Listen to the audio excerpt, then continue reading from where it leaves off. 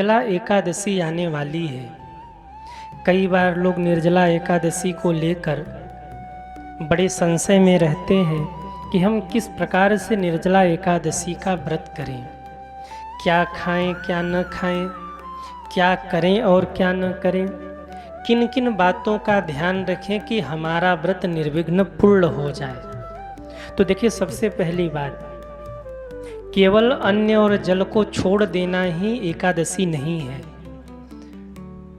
एकादशी के व्रत में आपको 11 चीज़ों पर नियंत्रण करना होता है।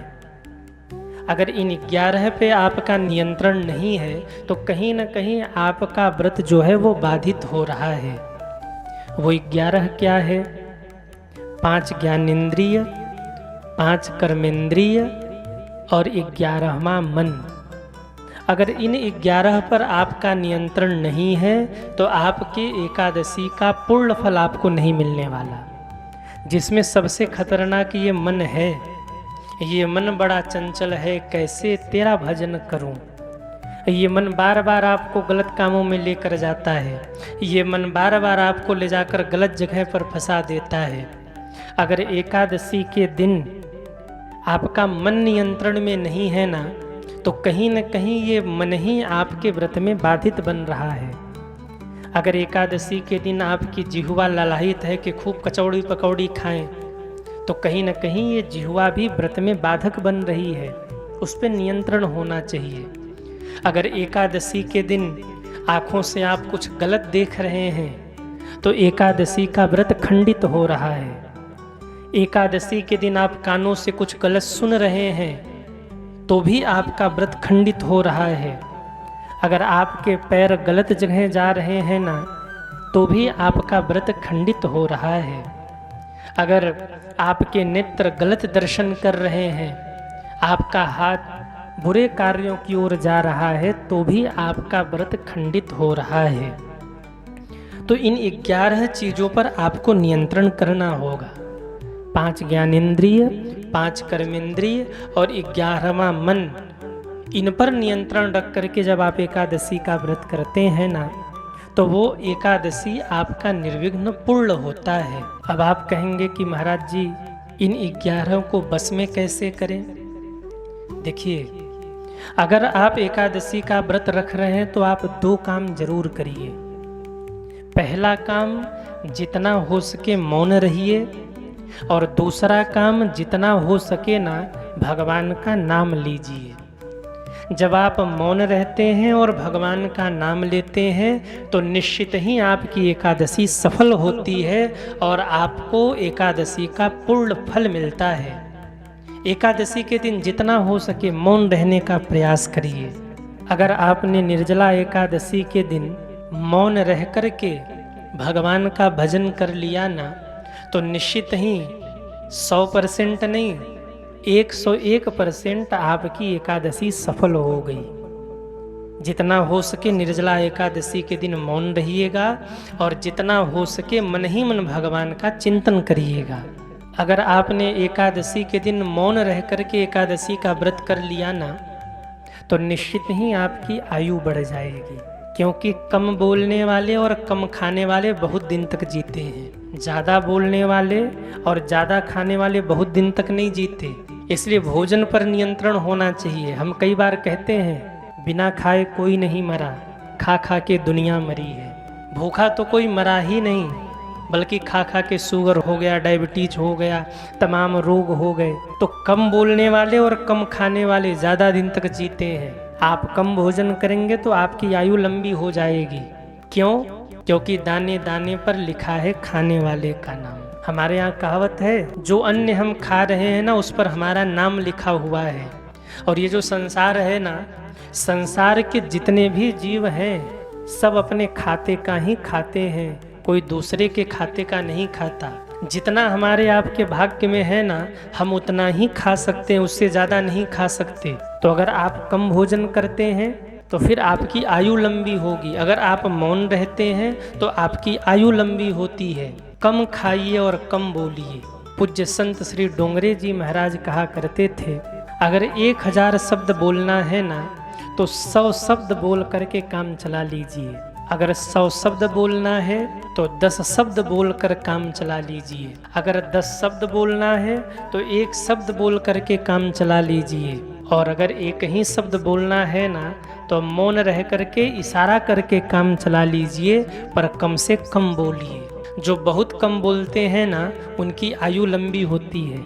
अब आप लोग कहेंगे कि महाराज जी आप कह रहे हैं कि कम बोलने वाले की आयु लंबी होती है और सबसे ज़्यादा आप ही कथावाचक लोग बोलते हैं, दिन रात बोलते ही रहते हैं, तो आप कथावाचक लोगों की आयु तो बड़ी छीड़ होती होगी। देखिए, बोलना भी 2 प्रकार का होता है। एक बोलना है संसार के लिए और एक बोलना है भगवान के लिए। मैंने ग्रंथों में पढ़ा है कि अगर आप भगवान के लिए ही केवल बोलते हैं ना तो आपका बोलना भी मौन व्रत से बढ़कर के होता है। आयु तो तब छीड़ होती है जब आप निंदा चुगली करते हैं। आयु तब छीड़ होती है जब आप संसार की चर्चा करते हैं। आयु तब छीड़ होती है जब आप संसार के ही चर्चा में रत रहते हैं, तब आयु छीड़ होती है। भगवत चर्चा करने वालों की और कथा करने वालों की, भगवान का नाम लेने वालों की आयु बढ़ जाती है, घटती नहीं है। लेकिन अगर आप सांसारिक चर्चा करते हो तो जितना हो सके अधिक से अधिक मौन रहने का प्रयास करिए। आप 11 चीज़ों पर 5 ज्ञानेंद्रिय, 5 कर्मेंद्रिय और 11वां मन, इन 11 चीज़ों पर आप एकादशी में कंट्रोल रखें। एकादशी के दिन कुछ और ऐसी चीज़ें हैं जिसका आपको ध्यान रखना चाहिए। इस निर्जला एकादशी में अगर हो सके तो अन्न के साथ साथ आप जल का भी त्याग करिए। अगर किसी का शरीर अस्वस्थ है, बालक हो, वृद्ध हो, रोगी हो, तो उनके लिए क्षमा है। परंतु यदि आपका शरीर स्वस्थ है ना तो आप ये प्रयास करिए कि एकादशी के दिन आप अन्न के साथ साथ जल का भी त्याग करिए। अन्न और जल दोनों ही आप ग्रहण मत करिए, अगर शरीर स्वस्थ हो तो। और अगर शरीर अस्वस्थ है तब के लिए कोई बात नहीं, आप जैसे भी निर्जला रह सकते हैं अपने अनुसार आप रह लीजिए। निर्जला एकादशी के दिन या किसी भी एकादशी के दिन बाल और नाखून काटने से बचना चाहिए। एकादशी के दिन बाल और नाखून न काटें। निर्जला एकादशी के दिन लक्ष्मी माँ और भगवान विष्णु का साथ में पूजन करना चाहिए। इससे भगवान विष्णु और लक्ष्मी माँ की कृपा होती है। एकादशी के दिन अगर संभव हो ना तो ब्रह्म मुहूर्त में उठ जाइए। ब्रह्म मुहूर्त में उठ करके स्नान करके पीत वस्त्र यानी पीले वस्त्र धारण करके कुछ समय तक आप भगवान के सामने जरूर बैठिए। जब आप एकादशी के दिन भगवान के सामने बैठते हैं ना तो आपके जन्म जन्मांतर के पाप नष्ट होते हैं। भगवान ने स्वयं अपने मुख से कहा है, सन्मुख हो ही जीव मोहि जबहि, जन्म कोटि अग नासहि तबहि। जब जीव निष्कपट भाव से मेरे सन्मुख आके बैठ जाता है तो उसके जन्म जन्मांतर के पाप नष्ट हो जाते हैं। एकादशी के दिन जितना हो सके नमो भगवते वासुदेवाय का जप करिए, या अपने गुरु मंत्र का जितना अधिक से अधिक आपसे हो सके आप जप करिएगा। एकादशी के दिन एकादशी के महात्म्य की कथा जरूर सुननी चाहिए। अगर एकादशी के दिन व्रत रहकर आपने एकादशी का महात्म्य सुन लिया ना तो 1000 गौदान का फल आपको तत्काल प्राप्त हो जाता है। व्रत तो आप है ही, पर व्रत के साथ में एकादशी के व्रत की कथा आप जरूर सुन लिया करिए। अगर आप ऐसा करते हैं तो उसका फल आपको अनंत गुना होकर मिलता है। क्योंकि एकादशी का जब आप श्रवण करेंगे, उसके फल के बारे में उसकी कथा श्रवण करेंगे ना तो आपकी भक्ति और बढ़ेगी। आप जितनी निष्ठा के साथ में व्रत कर रहे हैं उससे कहीं अधिक निष्ठा के साथ आप व्रत कर पाएंगे और आपके व्रत का फल और भी बढ़ जाएगा। एकादशी के दिन एकादशी के व्रत की कथा अवश्य सुनिए। निर्जला एकादशी से पहले ही हम निर्जला एकादशी का महात्म्य आप सबको बता देंगे, कथा भी श्रवण करा देंगे। आप सब YouTube पर उस कथा को अवश्य सुन लीजिएगा, इससे आपके व्रत का पुण्य फल बढ़ जाएगा। सज्जनों, निर्जला एकादशी के दिन आप किसी को भी अन्न दान मत दीजिए। अगर आपको अन्न दान करना है तो निर्जला एकादशी के दिन अन्न दान का संकल्प कर लीजिए। अन्न का दान जो आप करेंगे वो द्वादशी को करिए। अगर एकादशी के दिन आपको कुछ दान देना है तो आप फल का दान कर दीजिए, फलहार का दान कर दीजिए, तिल आदि का दान कर दीजिए, जल का दान कर दीजिए। पर यदि अन्न का दान आपको करना है ना तो आप एकादशी के दिन संकल्प ले लीजिए और उसका दान आपको द्वादशी के दिन करना है। हाँ, आपके द्वार पर यदि कोई ऐसा व्यक्ति आ गया जिसे भूख लगी हो तो आप उसे कुछ फलहार वगैरह करा दीजिए। घर में कोई वृद्ध हैं तो आप उनके लिए भोजन की व्यवस्था कर दीजिए। चावल न रहे उसमें आप रोटी दाल आदि सब्जी आदि कुछ हरी सब्जी आदि उनके लिए व्यवस्था कर दीजिए। पर यदि घर में सब लोग स्वस्थ हैं, व्रत रहते हैं, तो फलहार रह करके या निर्जला रहकर व्रत करिए। अन्न का दान एकादशी के दिन मत करिए। एकादशी के दिन अगर दान करना भी है तो आप फल आदि का दान कर लीजिए, फलहार का दान कर दीजिए। अन्न का दान आप द्वादशी को कर सकते हैं। इस निर्जला एकादशी के दिन आप गर्मी से जुड़े कुछ चीज़ों का ध्यान करिए, जैसे छाता हो गया, चप्पल हो गया, पंखा हो गया। इन चीज़ों का आप दान अवश्य करिए, क्योंकि गर्मी चल रही है और निर्जला एकादशी है। तो ऐसे समय में यदि आप छाता का, पंखे का या चप्पल आदि का दान करते हैं तो जो भी उसका उपयोग करता है उसका पुण्य फल आपको प्राप्त होता है। और अगर संभव हो सके तो गर्मी का समय चल रहा है, पंछियों के लिए आप जल की व्यवस्था जरूर कर देना। जगह जगह पर मटके में रख करके जल आप उनको व्यवस्थित रख देना, ताकि जो भी जीव जंतु हैं जिनको प्यास लगी हो आकर उसमें जल पिएंगे, इससे आपके पुण्य फल की वृद्धि होगी। देखिए, जब आप ये सब सत्कर्म करते हैं ना तो निश्चित ही आपके व्रत का पुण्य फल बढ़ जाता है। आपने किसी ज़रूरतमंद को छाता दान कर दिया, पंखा दान कर दिया, अब वो जब तक उसका उपयोग करेगा उसका पुण्य फल आपको मिलता रहेगा। लोग मंदिरों में पंखा दान क्यों करते हैं? कोई ज़रूरतमंद आया, उसको बहुत गर्मी लग रही है, उसने पंखा चलाया, भगवान के सामने 10 मिनट बैठा, तो उससे कुछ न कुछ जो उसके जीवन का सत्कर्म है, वो जो कर रहा है, उसका पुण्य फल आपको जरूर मिलेगा। ऐसे ही अगर आपने पंछियों के लिए जल की व्यवस्था की, उन पंछियों ने जल पिया, वो संतुष्ट हुए, तो उनका आशीर्वाद आपको लगा और आपके जीवन में अवश्य ही उसका पुण्य फल बढ़ेगा और उसका प्रभाव देखने को आपको जरूर मिलेगा। कई लोग कहते हैं, महाराज वैसे तो एकादशी बीत जाती है, पर जब निर्जला एकादशी होती है, जल भी न पीना हो तो जल्दी समय नहीं बीतता। हम क्या करें कि जल्दी समय बीत जाए?